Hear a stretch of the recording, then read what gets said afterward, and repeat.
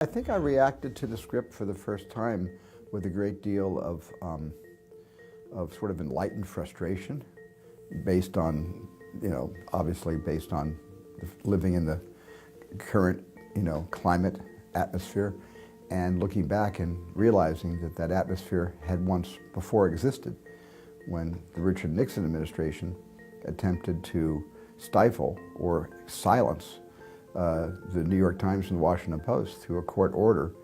And, not since the Civil War had any administration attempted to stop the presses.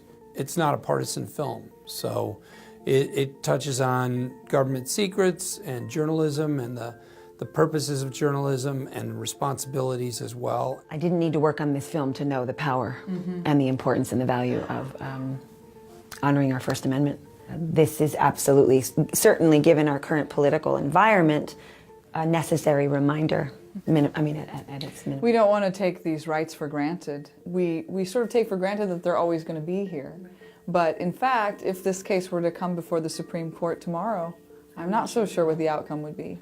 And it's a personal story, too, of some of these characters growing a little and changing. Ben Bradley and definitely Katharine Graham. A high society woman from a deeply sort of prosperous and faithful newspaper legacy. And she'd always minimalized herself and always said, well, it's okay, I'm just happy to learn and listen, and when in fact she had a powerful voice that she didn't use until she had to use it. And our story is about how this amazing woman found her voice. It's a feminist story, it's a political story, it's a kind of action news story about chasing down a story and the courage it takes to keep the First Amendment rights preserved and to respect the free press and keep it free.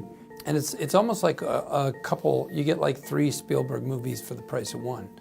That's how I'm selling it. That's how I sold it. It really is like a fun, it has a great deal of variety and dynamics in it. I think the thing that I'll take away from doing this is it's something I already know, but it was a powerful reminder that there's no better stories than the stories that history has already offered us to tell to a new generation.